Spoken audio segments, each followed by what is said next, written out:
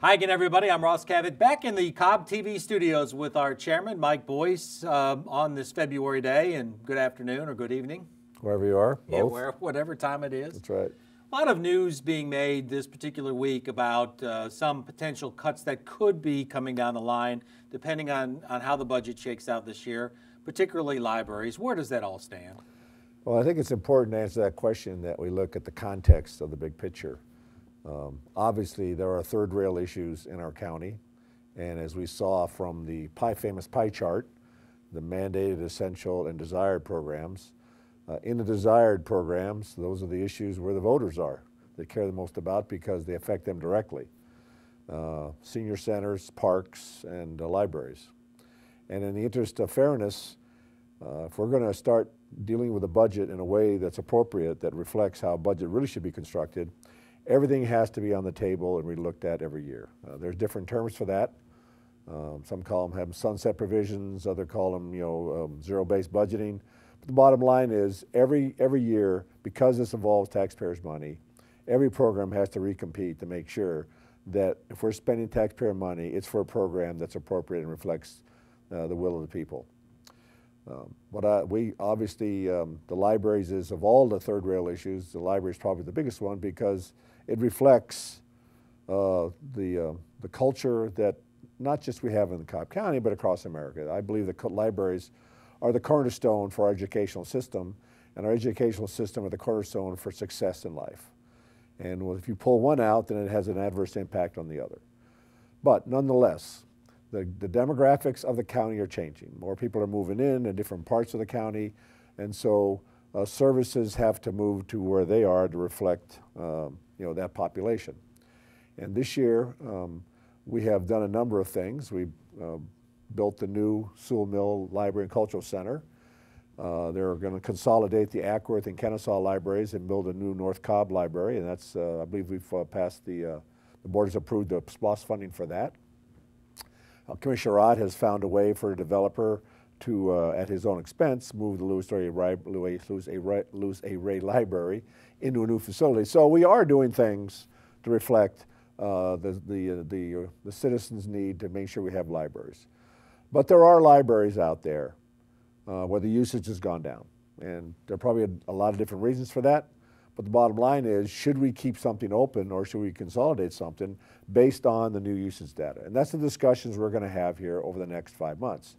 And as I tell everybody, this is just part of the overall discussion involving the budget for 2019 in the new and open, transparent manner. The downside to that, if you want, for us as elected officials, is that because we get these positions out there, proposals out there earlier in the cycle, there are obviously more targets for people to shoot at, and that's okay. It's called a democracy. And we as elected officials need to hear from the people, and what I've done with this due process is I've given them more time to comment to the board that helps us shape the budget as we put it together over the next 5 months. It doesn't do any good to work between now and June and then take this budget on the road in July and find out people say, well, that's stupid, we don't want any of that. I want to hear from them now, either emails or they can call our offices. And we're going to obviously do town halls and public hearings later in the spring so that when we get to our product in July, we'll have had multitude of efforts and opportunities for the citizens to vote, to comment on this, so that when we vote on it in July, it's something that we know has been shaped by public opinion for the most part. And even though the attention now is on the libraries because the director came up with a list at the request of the board back in October, that is by far not the only thing being looked at. There were, as we saw in the October retreat, there were a number of proposals made by commissioners to find savings to address the $30 million hole. Now, I'll be very candid. Everybody knows, based on what I did last summer, that I prefer to have the millage rate solve any kind of public service issue. If we do our job right as public officials, we have put together a budget that reflects what we believe the people want to maintain the quality of their life they have in this county. And that quality of life costs this much money, and that much money reflects this millage rate. That's the simple way for me. But life's not that simple when you're an elected official. I have 4 of the commissioners who also have ways of looking at the budget. So there's going to be a lot of give and take here. But the bottom line is, I'll ask everybody to go back to what we recommended in October. as to what for the consolidations, what programs we want to realign, some services that we perhaps may want to reduce because they're not being used as much. We laid out the ground plan in October. Now we've priced those out, and now the library plan proposal is the first product from that retreat that we put out there. And as we get other proposals, particularly involving transit, we'll put those out there for people to comment. So the bottom line here is there's going to be numerous opportunities for people to tell us what they think about it, and for local newspapers to sell lots of newspapers. You and I have talked about this before, but here we go again with the library situation. Right. And the recurring theme on the comments that we get on our Cobb County social media pages and elsewhere is that we're paying for the Brave Stadium, we have to cut libraries because of it. How frustrating is it for you to hear that over and over? No, it's not frustrating, because once again, it just convinces me that we have not done a good enough job of communicating to the public what the reality is of how we spend our money. As I've been telling everybody, at least for the last 5 or 6 months, the Braves are just one part of the deficit that we face, but they're not the reason for the deficit. That deficit would have happened regardless of the Braves. If the Braves had never been a venture for us, we would have still had a $20 million hole this year because of the other programs that had been delayed and not implemented, and because we didn't have a millage rate that reflected that we knew that these coming tsunami of programs was going to happen. So I understand that people are upset, all right, and I understand that that's always going to be, a very touchy issue with the voters. That's how I got elected. But I think it's also important to remember that the Braves, our partnership with the Braves next year is going to generate more income from the property and personal property taxes. And since the property assessments and taxes are going to go out before the July adoption of the budget, we may be able to reduce that $30 million deficit to a smaller amount because we're going to get more income from revenue from the Braves and the associated development. But again, I get the point, and that's why, if nothing else, I acknowledge that the Braves were part of the $30 million hole, but they were not the reason for the hole. And I just think it's important that people know that.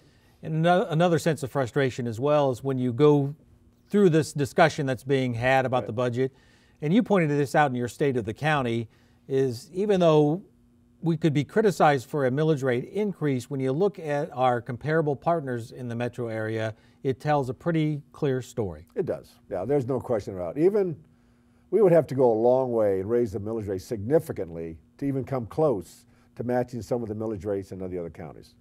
But I don't believe we should compare ourselves to anybody else. We stand on our own activities, events, and programs. And we have a record of having the lowest millage rate over the years. And even if we go to a higher millage rate, we've had higher millage rates as high as 9 in past history. But what we did during the recession is we shifted some of the general fund programs into SPLOST payments.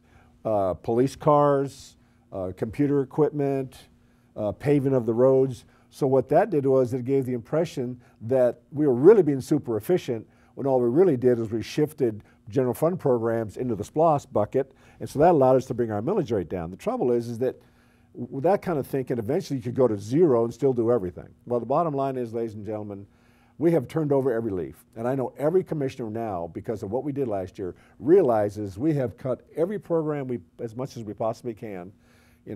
We've maximized all the efficiencies that we can, and we have to find ways now to squeeze a little bit more out of that lemon. But by squeezing that, we're going to be touching the nerves of a lot of voters here.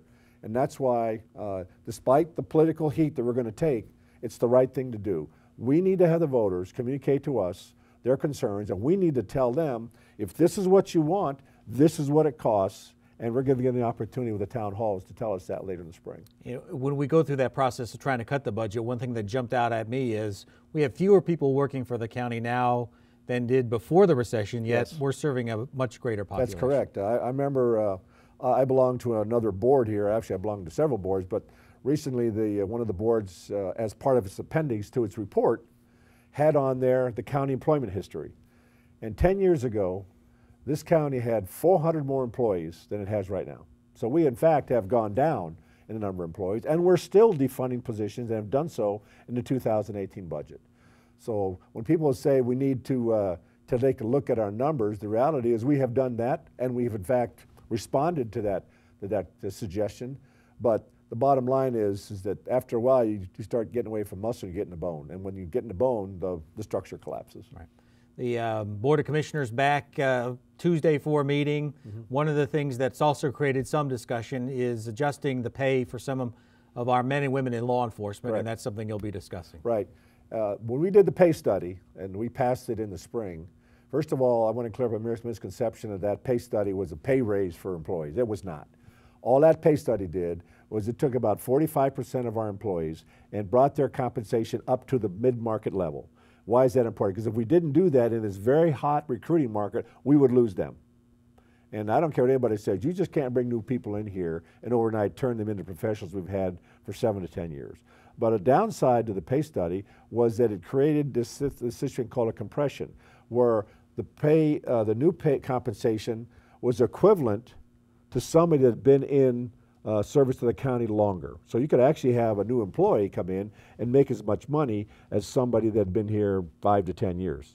So that, we wanted to address that, and in the retreat in October, we fenced off some money to not only address it in public safety, but also in other parts of the county.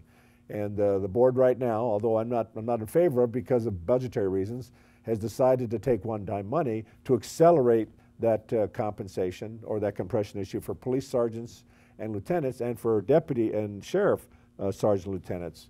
And we passed that 2 weeks ago for the police department, and next week we're going to address it for the sheriff's department, and that will address their compression issues. But again, the danger or risk there is that we're taking one-time money to solve an issue that I said we were going to address in 2019. But I have to respond to the will of the board. They have 3 votes to do that, and I'm a big boy, and I'm happy for the sergeants and the lieutenants, but I'm very concerned that by taking that money, we're tapping into a reserve that we may need later this summer if we have some sort of natural disaster that we need to have money for.